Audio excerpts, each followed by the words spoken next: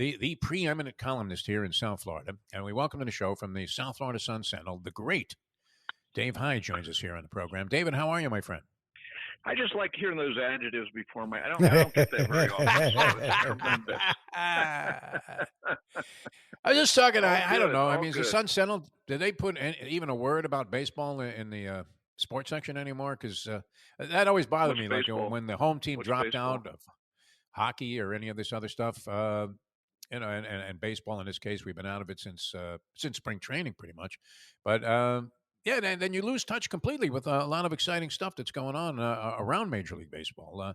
Seems to be absolutely no sense whatsoever of what's happening, even though there are a lot of dramatic late season developments in the game. Well, I think of myself, and I'm probably not the best gauge. I was involved with Stanley Cup hockey playoffs until late June, and by then the Marlins were about 3,000 games behind first place out of the picture. And exactly, I got to admit, I never even got involved in the Marlins season this year. And so if I'm not involved with the Marlins season, I have a hard time getting involved with the larger baseball season, even though I missed one of the great games of all time with Shohei Ohtani hitting home run off a second baseman here for the record. The Marlins trot out there. Here's history being made. They put a second baseman out there. They're losing so badly. Yeah. I mean, no, I baseball skipped over me this whole season. Yeah, was that Dan Uggla they brought in the pitch to Ohtani? I wish it was. I wish it was, because we all love Dan Uggla.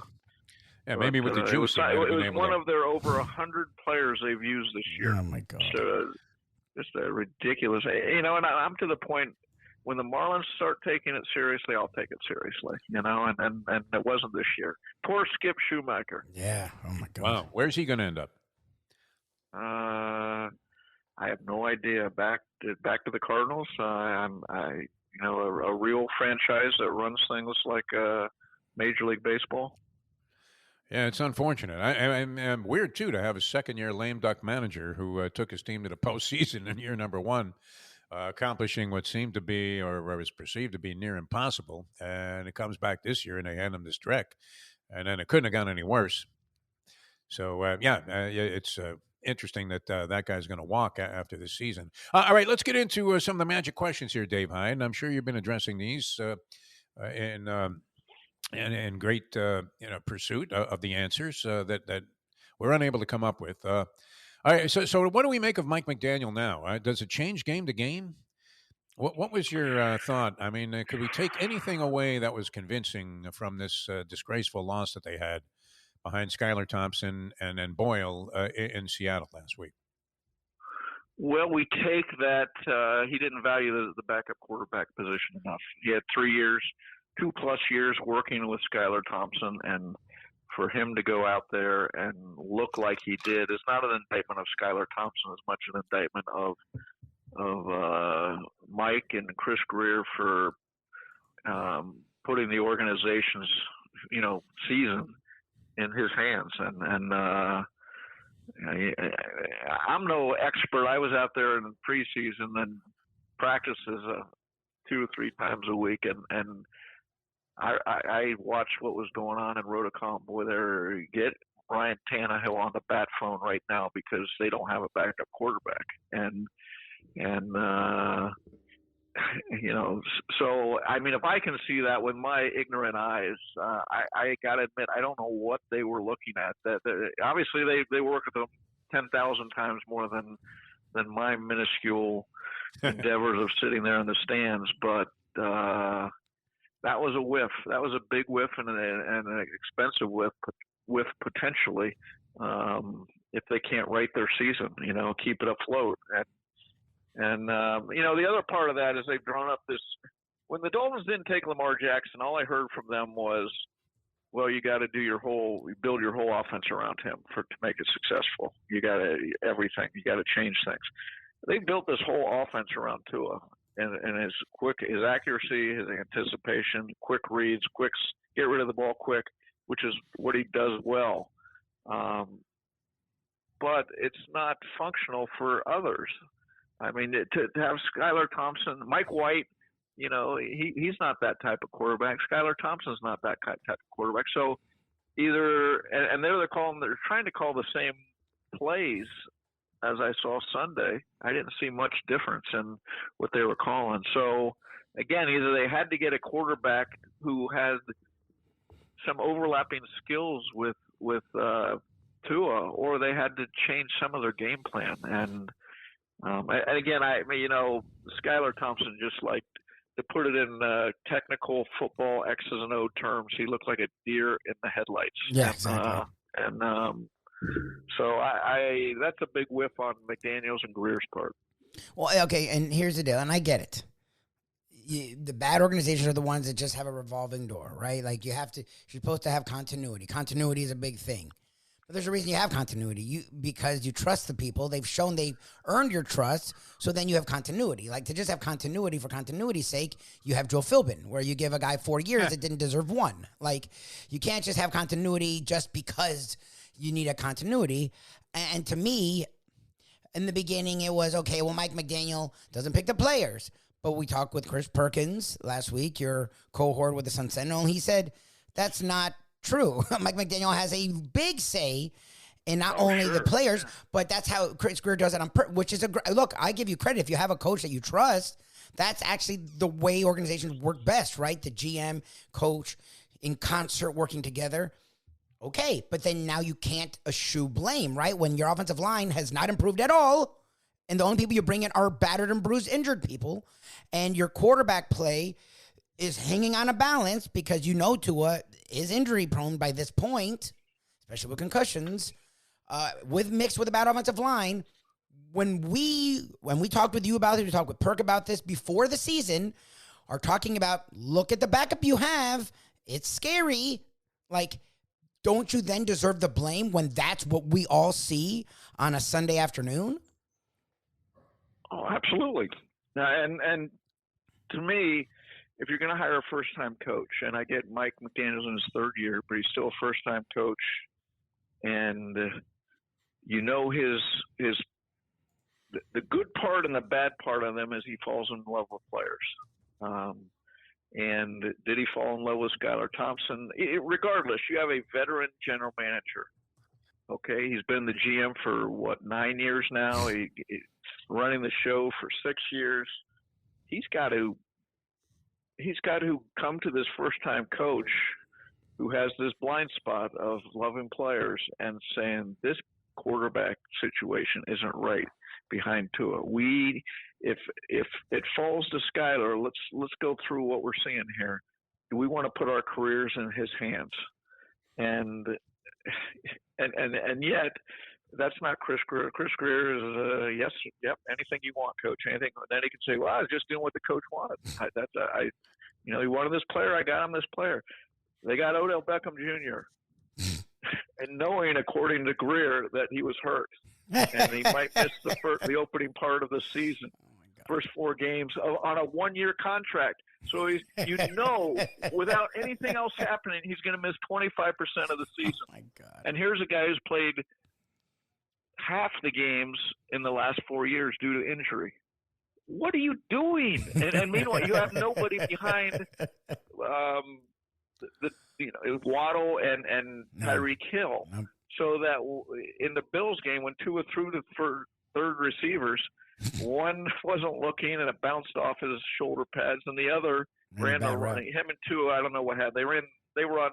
I blame Chosen. A real miscommunication. I blame Chosen. And so, and then you wonder, well, how does this stuff happen? Well, there's how it happens. You bank. You don't look at your weaknesses, like quarterback, third receiver, on down the line, and so it's here we are, and they're lucky they play Tennessee, 0-3 Tennessee. Tennessee, that's a turnover machine on offense. Tennessee that looks as lost right now as the Dolphins, because if they played a good team and had the potential to go down to 1-3 at home, there's a potential still there. But if you were to script the next 2 games that you want to play, it would be Tennessee and and New England, two of the worst teams in the league, and they have a chance to keep their season afloat. And that's really what they got to look at, not at where are we going to be in December or where is it we going to be when Tua gets back. They got to gut out a couple wins here. Okay, so let me ask you: as we go, when did the season? It was very clear, and people have done the thing. Well, they made back-to-back playoffs the first time. Whatever, you got to give him credit, and that's fine. But he didn't come into what Brian Flores came into. Mike McDaniel came into an organization that was clearly going all in. They said, we're done doing the tanking. We're going to trade picks. We're going to spend lots of money. We're going to get battered and bruised old men that were good one day ago, but maybe still have something left. And we're trying to win a Super Bowl. Okay. We're now 2 years later, 2 playoff appearances, no victories. And we're now staring at a season that looks like 5 to 7 wins, maybe more, maybe less. Do the same expectations once, because you can say, well, Tua got hurt. Yeah, but that was you, right? You knew Tua was injury prone and you didn't have a backup. Are the same expectations still there? And if those expectations are not met, can you then see the hammer finally coming down on a Chris Grier and sadly coming down on a bright spot in Mike McDaniel? Well, when they went this tanking route, yeah, they were and then they did the full turn, the full rudder reverse in a 180, and they traded their draft picks and bought players like Tyreek and Jalen Ramsey and Bradley Chubb, and so Armstead. they had this window last year, this year, and next year, and the window is closing. I mean, you could see it this offseason. They lose Christian Wilkins and Robert Hunt. They lose a lot of good depth. Andrew Van Ginkel and Raycon Davis. All of a sudden, they can't afford these guys who are going into their prime of their careers. Why? In part because they've decided we're going to make a guy turning 30 this year in this next month, and Jalen Ramsey, the highest paid cornerback in the league. Now, he's very good, but he also had 2 more years on his contract. Why the need to extend his deal? Why the need to pay Tua? You know, there's potential problems here, and he sidestepped him last year when he was good as a quarterback. He wasn't great as a quarterback. I mean, again, they were 1-6 against playoff teams.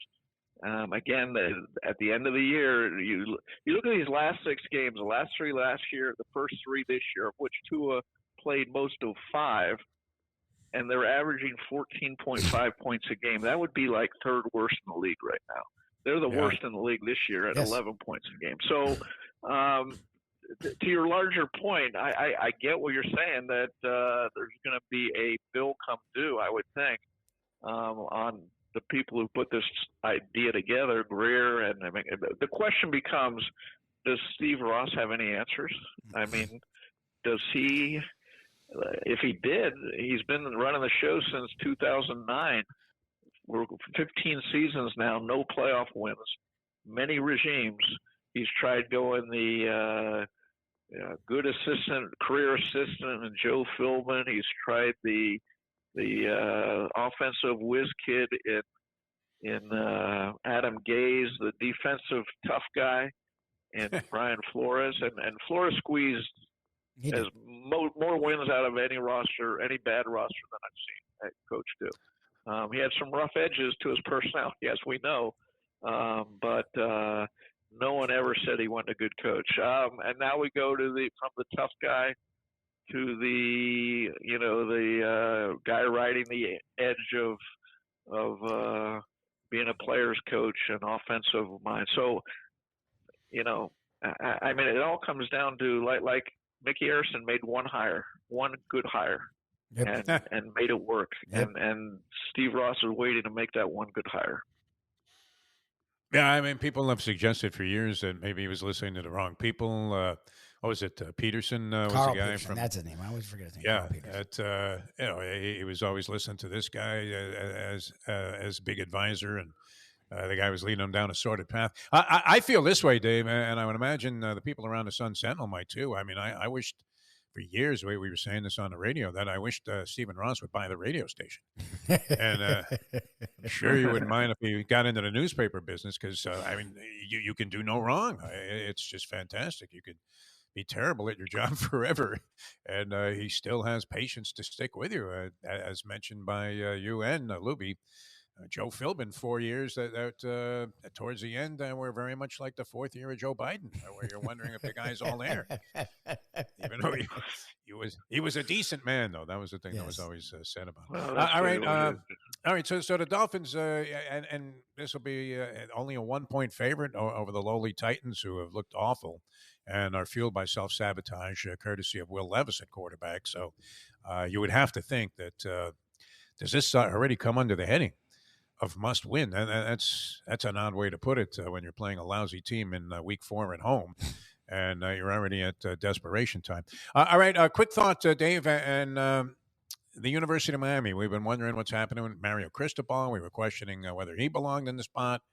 Off to a rocking start here. Was challenged a little bit by South Florida in the first half, but they ran away and hid 50-15 the final. What do you make of that? I mean, is this legit? What we're seeing with a top 10 team in the country? Completely legit. Yeah, I think they're back. You look at their offensive and defensive lines look like how they should be in top 10 teams in the country. And then you throw in Cam Ward. They went out and paid 7 figures for him, got the right guy, and all of a sudden they're up and running. And the mix of great recruiting and great NIL picks is, not only they have the roster right now and the guy running the show in Cam Ward, but they have the schedule that's on their side too. They'll have more talent than everybody the whole season, and they'll be favored in every game the whole season. They don't play a Clemson. Florida State's not Florida State of last year, pretty obviously, nor was Florida. And you look around the state right now, the capital of college football is in Coral Gables, and no reason other than they take their eye off the ball or they forget to kneel in the winning when they got the game won. That it's hard to say a team runs the table, but they're set up to run the table, and maybe they have a hiccup here or there, but meaning one game, but no reason they shouldn't be in the college playoffs. All right, sounds good. Dave, always a pleasure. We thank you so much anytime you come on the show. It's always great. It adds an element of distinction to the program that we can't possibly generate ourselves. So we thank you again for being with us, Dave, and we'll talk to you again very soon, I hope. All right, I'm gonna hold on just a minute to see if you start snickering about all those adjectives you're using. That's good. That's good. No, I mean the worst part would be the old Hank Goldberg thing, where after you talked to Bud Selig and you just did a blowjob on him for 15 minutes, you start disparaging him the minute he hangs up. Right. I can't believe I had that asshole on my show. All right, you can go to town on me right now. No, we love you, Dave. You're a steadying influence. You make us feel good about being in this business. That's the good thing. Thanks, Dave, for being with us. Always a pleasure. Dave Hyde, ladies and gentlemen. Always enjoy talking with Dave Hyde. He's covered this area for a long time. He knows the teams. He's seen them win. He's seen them lose. And it's a tale of two teams. The Dolphins had a lot of expectations coming into this season and put a lot of money into their quarterback, a lot of money into their team. They didn't shore up the offensive line. They didn't shore up the backup quarterback position. And now they're 1-2, staring at a dreadful season and have lots of question marks. We'll see. The Titans and the Patriots are the two kind of teams that could sort of right the ship, quote unquote. However, that doesn't help you for the rest of the season. Miami Hurricanes a different story. A lot of expectations coming into this year. Yes, they have not only a soft schedule. By the end of the year, they'll probably have the softest schedule in the country. But they had a soft schedule last year, a very soft schedule last year, and they found a way to still only have 7 wins and then get really pushed around by a bad to average to bad Rutgers team in a bowl. So you can have an easy schedule and then not win. They're winning big. They're winning decisively, and they're a top 10 team, and legitimate top 10 team right now. They're a playoff contender. Or is it a disappointment if they don't make it? I don't know. Look, they have a weak enough schedule, and the ACC's like Clemson looks like if they're not back to being Clemson, they're definitely back to being a top 10 caliber team. The way that they've played since that Georgia loss. But the rest of the FSU was supposed to be formidable. They are a bad team. NC State's a bad team. Like, there's a lot. Louisville's an interesting team, and you won't have to face them. But the ACC's down. Their schedule otherwise is just weak, literally playing 2 middle to low-level group of 5 teams and an FCS team. But they have a quarterback who is a legit Heisman contender, good offensive line, good defensive line. They're a team that's not going anywhere. I don't know if they're going to be in the playoffs, but they're definitely a playoff contender. And they are the best they've been in a long time. So, Miami Hurricanes carrying the banner for South Florida football.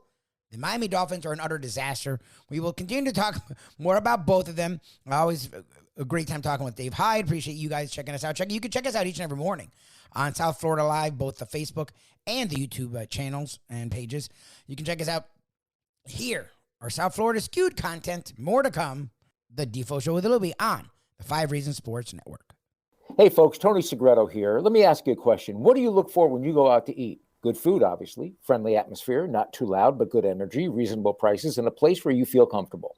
All those ingredients, no pun meant there, are hard to find unless you're talking about the Texas Roadhouse. You see, they encompass all of those attributes. Really, really good food, amazing atmosphere, good for a family, good for a date, or just a night out for yourself, and prices that will make you extremely happy. Their ribs, unmatched. Steaks, hand-cut every day.